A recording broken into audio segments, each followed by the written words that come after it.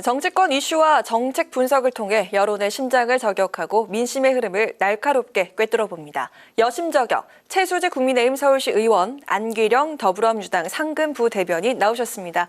반갑습니다. 네, 안녕하세요. 네, 저희 코너 이름이 여심저격이잖아요. 여론의 심장을 꿰뚫어본다 이런 의미가 있는데 지난주 우리 두 분 여심저격에 성공하신 것 같습니까? 어떻게 생각하십니까? 저는 어제 저희 당 당원분들을 만날 기회가 있었는데 피드백이 좀 있었나요? 네, 잘 보고 계시다고 해서 깜짝 어머. 놀랐습니다. 와, 정말요? 찾아보신다고 어머, 하시더라고요. 찾아보신다고요? 네. 오늘도 보고 계시겠네요. 네, 어떻습니까? 저도 똑같은데 어제 사실 저희 지역에 김기철 회장님이라는 분이 계세요. 전화를 하셔가지고 네, 동창회에 나왔는데 채임원을 안다는 사람이 방송을 봤다는 사람이 둘이나 있어 정말입니까? 이러시더라고요. 네, 그래서 정말 감사하게 생각하고 있었습니다. 네. 제 주변에서도 점점 많은 분들이 좋은 피드백을 주시고 계시거든요. 오늘도 뜨거운 토론 기대해 보도록 하겠습니다. 자, 그럼 여심저격 첫 번째 주제 들어가 보겠습니다. 이재명 민주당 대표가 강릉에서 이틀째 오염수 공세를 이어갔습니다. 자, 이런 가운데 윤재욱 국민의힘 원내대표는 민주당이 공포 마케팅을 하고 있다 이렇게 지적을 했습니다. 자, 국민의힘은 최근 그 괴담으로 결론이 났던 이 사드 전자파에 대해서는 그 과거 괴담 유포에 나섰던 민주당이 이번에는 또 오염수 괴담을 퍼뜨리고 있다. 또 이렇게 비판을 했습니다. 자, 여야 대립이 이어지고 있는데요. 자, 먼저 어떻게 보십니까? 각종 여론조사를 보면 80%가 넘는 국민들이 후쿠시마 오염수 방류에 대해서 반대를 하고 있습니다. 이 오염수 방류가 목전에 다가왔는데 야당에게 침묵하라고 강요하는 것이 집권 여당의 역할인지 묻지 않을 수가 없고요. 그리고 정상적인 국민들의 불안감을 오히려 선정과 선동으로 몰아가는 것은 국민의 힘이죠. 오염수 방류를 막아야 할 책임은 그리고 국민의 불안감을 잠재워야 할 책임은 정부와 여당에 있습니다. 그런데 지금 우리 정부와 여당은 무엇을 하고 있습니까? 일본 정부의 안전하다는 주장을 앵무새처럼 대변하고 있지 않습니까? 왜 우리 정부가 일본 정부를 대신해서 이렇게 후쿠시마 오염수 방류가 안전하다고 주장을 하고 있는지 도무지 이해가 되지 않는 부분입니다. 그리고 일본 내에서조차 후쿠시마 오염수 방류에 반대하는 의견이 많다고 합니다. 일본 내에 이런 의견도 민주당의 괴담이라고 주장하실 겁니까? 국민의힘은? 묻지 않을 수 없는 부분이고요. 국민의 불안은 뒷전인 정부와 여당이 국민의 목소리를 대신해서 대변하고 있는 민주당을 오히려 이렇게 비난하고 있으니까 후한무치한 태도라고 생각을 합니다. 국민의힘은 민주당을 비난할 게 아니고요. 용산의 목소리를 대변할 게 아니고 국민의 의견, 국민의 민심을 대변해야 된다고 봅니다. 네, 여론도 좀 우려가 많은 건 사실인 것 같고요. 또 이 대표가 그 강릉 수산물시장 방문했을 때 상인들도 좀 우려를 하는 목소리가 큰 것 같더라고요. 어떻게 보십니까? 저는 오히려 집중해서 보고 싶었던 부분은 과학적으로 이게 문제가 없다는 것이 확인이 됐는데도 이런 식으로 민주당이 계속 공포 마케팅을 이어가는 것에 대해서 조금 이야기를 하고 싶었습니다. 광우병 때도 그랬고요. 그리고 지금 사드 같은 경우에도 2017년 임시 배치 이후에 이제 행정 절차가 종료됐는데 이게 문제가 없었다는 것이 이제 인증이 되면서 이 오염수 관련해서 계속해서 이어지고 있는 것에 대해서 저도 우려스럽다는 이야기를 조금 드리고 싶었습니다. 뿐만 아니라 이제 이재명 당대표가 성남시장 시절이었죠. 16년 7월이었는데 이 개인 SNS에 사드 레이더 전파는 인체에 치명적인 영향을 줄 수 있다라고 글을 올린 적이 있어서 이게 다시 회자가 되면서 조금 논란이 되고 있습니다.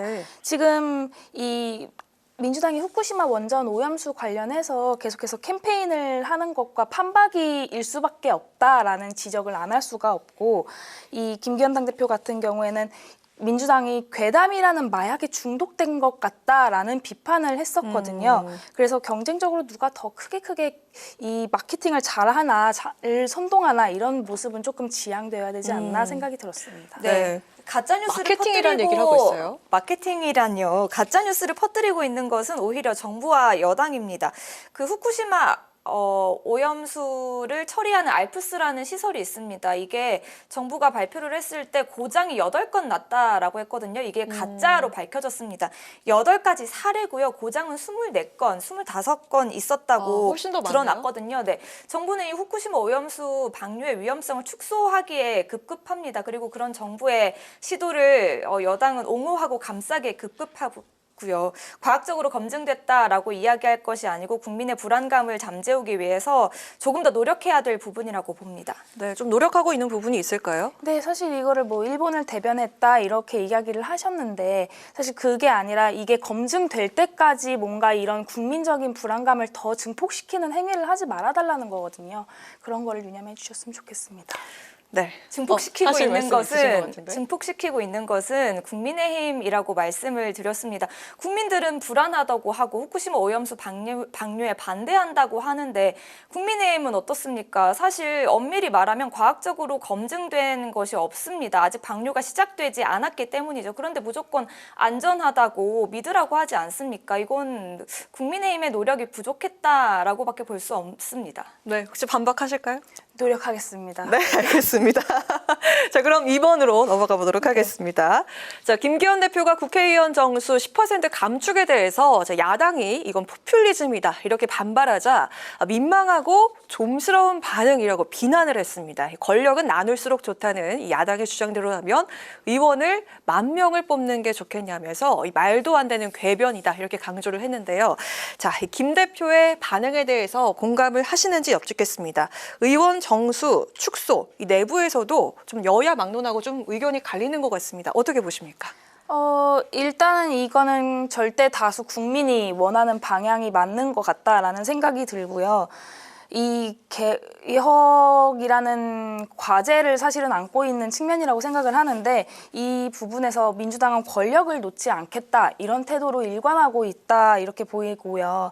사실 셀프 불체포 특권 부결당이라는 별명이 붙지 않았습니까? 이번에 좀 이런 특권을 정말 잘 활용하는 당이기 때문에 이런 범죄 혐의자들을 그동안 잘 보호도 해왔었고 네. 이런 것들 때문에 이걸 놓지 못하고 의원 정수 감축을 반대하는 게 아닌가 이런 생각이 들었습니다. 네.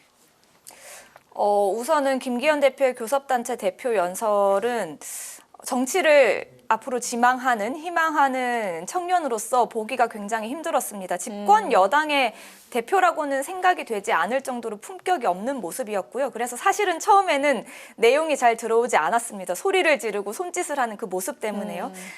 그 내용을 한번 살펴보면 김기현 대표가 의원 정수 축소가 정치 쇄신이라고 했습니다. 그런데 네. 제가 생각하기에 국민들이 바라는 정치 쇄신, 정치 혁신은 특권과 무능의 축소이지 의원 수를 줄이는 것은 아니라고 봅니다. 우리 국민들은 국회의원들이 일을 제대로 하지 않기 때문에 국회의원 필요 없다, 국회의원 네. 수 줄여야 되는 거 아니냐라고 이야기를 하는 거지. 그렇기 때문에 정치 개혁 의원 수를 줄이는 것보다는 국회의원들이 가지고 있는 자세나 태도를 바꾸는 것부터 먼저 시작돼야 되지 않을까라는 생각이 들고요. 그리고 의원 정수를 줄이면 오히려 특권과 권력이 늘어나는 것이 이치에 맞습니다. 그래서 사실 의사들도 의대 정원 확대를 반대하고 있는 거고요. 그리고 로스쿨이 들어오기 전에 법조인들도 같은 이유에서 이렇게 그 법조인들의 수를 늘리지 않기를 희망했고요. 그런데도 불구하고 김기현 대표가 정말 의원 정수를 줄이는 것이 정치 개혁, 정치 쇄신이라고 생각을 하신다면 본인부터 그 자리에서 뭐 불출마 선언을 하신다든지 국회의원직을 내려놓으신다든지 이렇게 정치 개혁에 불씨를 당기는 행동을 보여주셨으면 어떨까 하는 생각이 듭니다. 우리 국민들의 생각은요. 우리 국회의원이 이제 좀 부족한 부분이 있다, 아니면 좀 아쉬운 부분이 있다, 이렇기 때문에 좀 정수를 줄여라 하고 비판을 하시는 건데 근본적인 해결을 하지 않고 의원 정수를 감축하겠다라는 거는 좀 말이 되지 않는다 이렇게 말씀하셨거든요. 네, 사실 이거는 작년 통계청 자료인데요. 국민 신뢰도, 그러니까 국회에 대한 국민 신뢰도가 24.1%에 불과합니다. 네, 좀 많이 낮습니다. 네, 그리고 저는 여기서 거의 국민의 4명이 있으면 3명이 국회를 불신한다는 것에 대해서는 개인적으로 이 상황을 반전시키기 위해서 그리고 또 이렇게 좀 요즘에 많이 좀 불거지고 있는 문제들, 도덕성 문제나 사법 리스크나 또 국회의 기능을 제대로 못하고 있다 이런 비판에 대해서 좀 책임감을 가지겠다는 태도라고 볼 수 있을 것 같고요. 그리고 쇄신책이 좀 같이 나왔으면 좋겠다라는 생각도 사실은 들었던 게 이렇게 좀 정수가 감축이 된다고 하면은 이거에 대한 서포트되는 부분들이 같이 나와줘야지 국민들도 이거를 더 좀 지지해주고 믿어줄 수 있지 않을까 이런 생각이 들었습니다. 네, 통계를 인용하셨으니까 저도 조사 하나를 인용하자면 네. 국회의원 한 명이 대신하는 국회의원 한 명이 대신하는 국민 국민의 숫자가 수. 우리나라가 굉장히 많습니다. 그러니까 네. 사실 다른 나라에 비하면 국회의원 수가 적은 편이거든요. 다만 국민들이 정치를 신뢰하지 않기 때문에 국회를 신뢰하지 않기 때문에 국회의원 수를 늘리는 것에 반대하고 있는 것이고요. 그러니까 문제는 국회의원 숫자가 아니고 정치 그 자체라고 봅니다. 그리고 김기현 대표의 연설에 그 해답이 있는 것 같은데 이렇게 말씀을 하셨습니다. 엉뚱한 정쟁, 포퓰리즘에 골몰할 시간에 해야 할 일 열심히 하면 됩니다라고 하셨거든요. 네. 본인부터 국민의힘부터 실천하는 아. 모습 보여주시면 좋을 것 같습니다. 세게 공격 들어오는데요. 어떻게 하시겠습니까? 네, 사실 저도 좀 통계를 더 준비를 하긴 했는데 네. 이게 다른 나라 같은 경우에는 이 국회의원 정수를 조금 줄인 경우가 많아요. 이탈리아, 독일 그리고 이탈리아 같은 경우는 이미 헌법이 개정되어 가지고 이번에 2022년도에 당선된 국회의원들 같은 경우는 정족수가 많이 줄어들었습니다. 네네. 그러면서 나왔던 얘기가 좀 무능하고 부패했기 때문에 이런 정치 국조를 완전하게 혁신하기 위해서 좀 이런 결정을 내렸다라는 이야기가 있는데 우리나라도 좀 같이 맥을 같이 했으면 좋겠다라는 생각이 들었고 사실 혁신위 김은경 위원장 같은 경우도 이 국회의원들 불체포 특권 다 내려놓아야 된다라고 계속해서 이야기를 하고 있지만 민주당에서는 이거를 전혀 받아들이지 않고 있는 상황이 안타깝다라는 말씀을 드리고 싶습니다. 네, 최선을 다해서 방어는 하신 것 같습니다. 자, 다음 주제로 넘어가 보도록 하겠습니다. 국민의힘 그 지도부가 내년 총선을 앞두고 당원권이 정지된 이준석 전 대표와 화해 모드를 조성을 하고 있습니다. 친 이준석계 당대표 후보였던 그 천하람 순천갑 당협위원장이 바로 징검다리가 될 것으로 보이는데요. 김가람 최고위원, 그 청년이죠. 최고위원이 곧 순천에 방문해서 이 천하람 위원장과의 만남을 조율 중인 것으로 알려졌습니다. 투람이네요, 그죠? 네. 여당 지도부와 이준석 전 대표가 이 화해의 물꼬를 좀 틀 수 있을지 먼저 그 여당 측의 입장부터 들어볼까요? 네, 먼저 투람이라는 별명 너무 좋은 것 괜찮은 것 같습니다. 네. 그리고 저는 사실 이 갈등에 대해서 좀 끌어안아야 된다라고 생각을 합니다. 사실 서로 상처도 너무 많고 공격도 그동안 많이 해왔었기 때문에 이 봉합이 사실은 쉽지는 않을 것이다 이런 생각이 들지만 일단 이번 총선에서 이 정권에 대한 뭔가 심판론이 주된 토픽이 될 것 같다 이렇게 예상이 되어서 이 보수의 결집이 참 중요할 것 같다라는 생각이 들었고요. 김가람 최고위원 같은 경우는 이 호남 출신이고 40대이기 때문에 우리 당에서 조금 놓치고 있는 부분들을 많이 끌어안을 최고위원이 아닌가라고 생각이 들었습니다.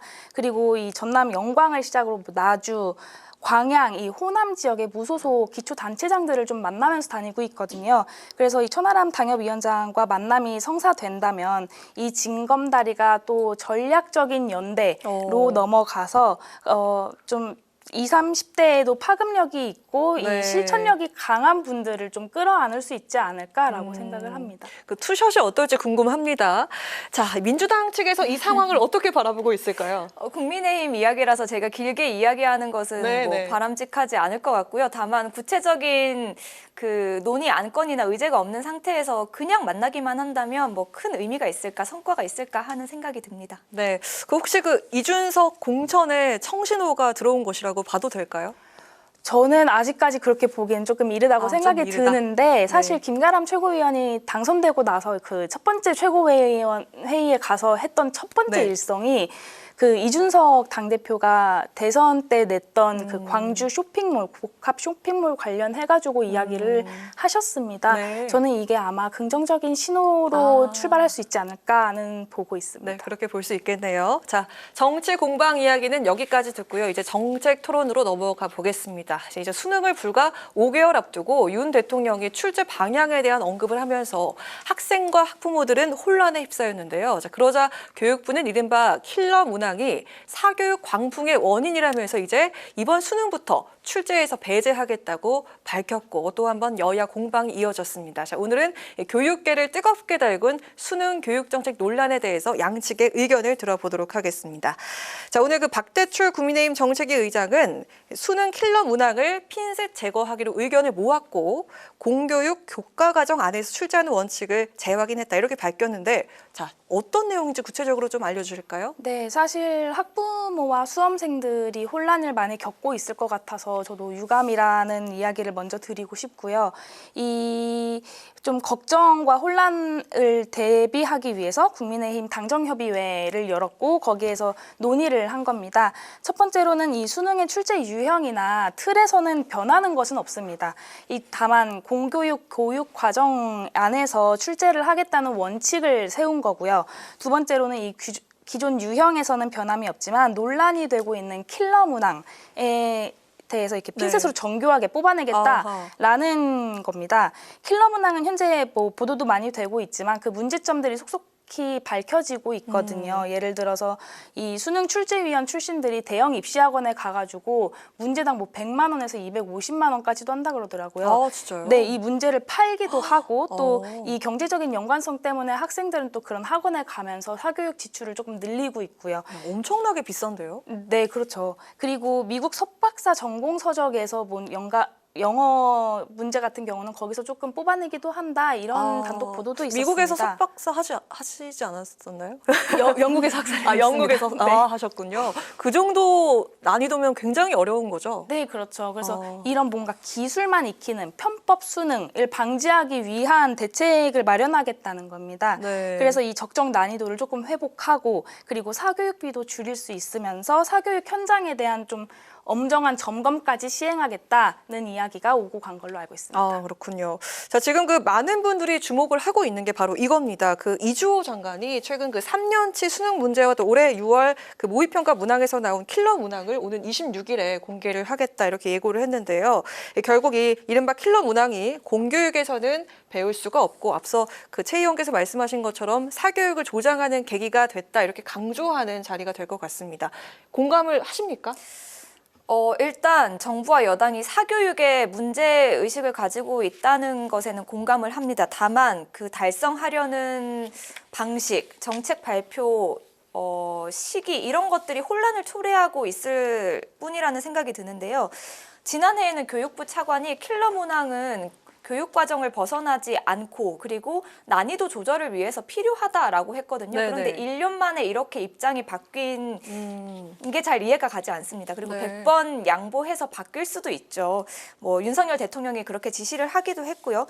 그런데 시험은 특히 수능은 변별력을 가려야 되기 때문에 이런 난이도 조절이 꼭 필요합니다. 킬러 문항이 배제가 되면 준 킬러 문항이 나올 수밖에 없거든요. 그래서 벌써 사교육 시장에서는 이번 수능에 대비하기 위한 준 킬러 문항 뭐 대비 이런 것들이 벌써 떠돌고 있다고 합니다. 그러니까 수험생들에게는 또 다른 부담을 지울 수밖에 없는 것이고요. 또 다른 사교육을 조장하는 것입니다. 그리고 이 변별력을 확보하기 위한 대학별 고사, 논술 같은 시험들이 더 까다로워지면 그건 또 다른 사교육 시장을 만들 그렇죠, 수 그렇죠. 있는 것이거든요. 네, 네. 그리고 가장 근본적인 것, 사교육 이 문제라고 하면서 가장 그 사교육을 많이 유발하고 있는 자사고, 국제고, 외고는 왜 존치하겠다고 그렇죠, 존치하겠다고 하는지 좀 앞뒤가 맞지 않는다라는 생각이 들 수밖에 없습니다. 네. 혹시 이 부분에서 지적하실 만한 사항이 있을까요? 네. 자사고, 외고, 존치 관련해서는 그거는 사실 이번에 서울시 교육청 같은 경우에도 이번에 그 미충원 충당금이라고 해가지고 지원을 할 정도로 저는 야당에서도 조금 필요성을 충분히 이야기를 하시는 걸로 알고 있습니다. 맞습니까? 그건 제가 확인을 해봐야 될 것 네. 같고요. 제가 자사고, 국제고, 외고 이야기를 드린 것은 그 윤석열 정부의 사교육 그 문제의식은 공감을 합니다. 다만 그 교육 정책이 킬러 문항 하나를 없앤다고 이렇게 바뀌는 것이 아닙니다. 킬러 문항 삭제는 부분적인 것이지 전체적인 것이 아니거든요.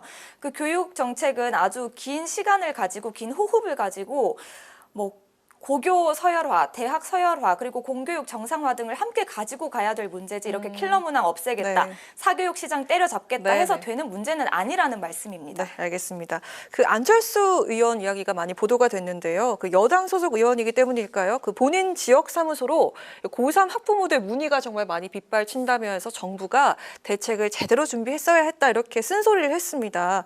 현재 그 고3 학생들이 몇 년 동안은 이 현행 제도에 맞춰서 준비를 해왔기 때문에 불안감이 좀 클 텐데 아니 최 의원님 지역구가 또 목동이잖아요. 네, 좀 맞습니다. 잘 분위기를 파악하시고 계실 텐데 좀 역효과가 나지 않을까라는 그런 우려가 있습니다.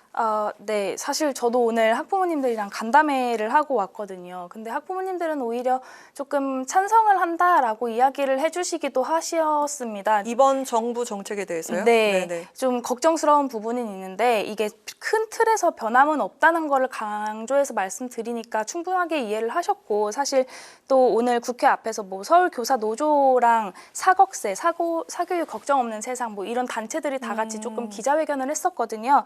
근데 오히려 여기에서는 수능 킬러 문항 방지법을 제정을 해달라고 이야기를 하셨을 정도로 뭔가 이런 배운 범위 안에서 출제되고 이 안에서 평가받을 수 있게 해달라는 상식적인 요구가 거부되지 않도록 해달라 이런 목소리를 내신 걸로 알고 있습니다. 네, 이 민주당에서 계속해서 공세를 이어가죠. 국민의힘은 이 킬러 문항 출제 금지는 이재명 대표의 그 대통령 당시 선거 공약이었다 이렇게 맞받아쳤습니다.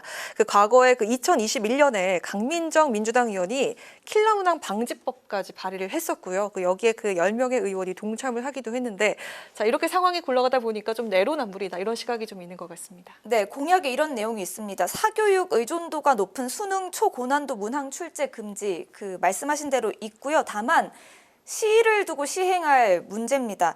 그리고 얘기하셨던 것처럼 이런 수능 초고난도 문항을 없애는 것은 여야 간 공통 공약이기 때문에 좀 합의를 한 뒤에 몇 년 뒤 수능에서부터 적용하면 될 문제라고 생각을 하거든요. 이렇게 수능 5개월 전에 대통령의 말 한마디 때문에 전국의 수험생들과 학부모들을 혼란에 불안에 떨게 할 일은 아니라는 생각이 듭니다. 특히나 교육 문제는 100년지계라고 하지 않습니까? 대통령의 말 한마디, 대통령의 기분에 따라 바뀌는 문제가 아닙니다. 그래서 정부에도 교육위원회라는 것이 있고요. 대통령도 교육위원 5명을 임명을 했습니다. 그러면 여기서 충분한 수기를 거쳐서 국민들의 의견을 수렴해서 발표를 해야 될 문제지 이렇게 대통령의 지시 하나로 우리나라의 교육 정책이 오락가락 갈팡질팡할 것은 아니라고 봅니다. 네, 올해 적용하기보다는 좀 몇 년 뒤로 이렇게 갔어야 됐다 이렇게 말씀하신 것 같고요. 자, 국민의힘 당 안팎에서는 또 수능 일타 강사들이 고소득을 연 한 100억 정도 번다고 하는데 참 이걸 놓고도 공방이 오갔습니다. 친윤 인사들은 킬러 문항으로 이 사교육이 심화하면서 일부 일타 강사들이 수백억 원대 소득을 얻는 게 문제라고 이렇게 지적을 했는데요. 자본주의에서 일타 강사가 이렇게 수백억을 버는 현재 구조에 대해서 좀 문제라고 생각을 하실까요? 저는 일부 당에서 나온 의견들과 상당히 좀 반대되는 생각을 갖고 있다라고 먼저 이야기를 하고 싶고요. 이 고액 연봉에 대한 지나친 비판은 조금 지양해야 되지 않나 걱정이 되었습니다. 자본주의 사회에서 정당하게 노동으로 번 돈이고 네. 또 적법하게 세금을 내고 일하는 강사들에 대해서까지 굳이 이렇게 문제를 삼을 필요는 없다라는 생각이 들었고 사실 이 본질은 공교육을 정상화하고 사교육비를 절감하자는 것이지 이렇게 불필요하게 일타 강사 소득 논쟁으로까지 번져가면서 좀 당 내에서 문제가 생기는 거는 안타깝다라는 생각이 들었습니다. 네. 아주 공감합니다. 그렇습니까? 네, 두 분이 좀 오랜만에 의견을 좀 맞추신 것 같은데요. 자, 마지막 질문 안 대변인께 드리도록 하겠습니다. 한편 여권에서는 이렇게 사교육이 넘쳐나게 된 거는 바로 우리 86그룹 운동권 때문이다. 이게 86그룹이요. 60년대생, 80년대 학번입니다. 이 운동권에 있었던 그 분들이 그 세대가 사교육을 주도하고 있고 또 그분들과 더불어민주당 사이에 상당한 교류가 있다. 이렇게 주장을 하고 있습니다. 어떻게 보십니까? 좀 황당하고요. 그리고 86그룹 운동권의 분들이 징역을 사신 뒤에 이제 소위 말하는 빨간 줄이 그어지니까 취업이 어려워서 학원 강사로 일을 많이 하셨다라는 이야기를 들었습니다. 그런데 그분들이 지금은 60대입니다. 어떻게 30년 전 이야기를 갖다가 이렇게 무리하게 연결시키려고 하는지 좀 이해가 되지 않는 부분이고요. 60년대생이면 60대도 있고 50대도 있고 그렇겠네요. 네네. 그리고 여기에 대해서는 국민의힘 안에서도 윤상현 의원이 이렇게 말씀을 하셨더라고요. 사교육 종사자들 중에는 우파도 있고 좌파도 있다. 사교육은 악마이고 좌파라는 색깔론을 씌우는 것은 옳지 않아 보인다라고 하면서 그 사교육 사교육의 문제 본질에 집중을 해야지 이렇게 색깔론을 들이미는 것은 옳지 않다고 국민의힘 내부에서도 지적을 하셨더라고요. 네. 마지막 질문이었는데 뭐 좀 더 하실 말씀 있으시면 들어볼까요?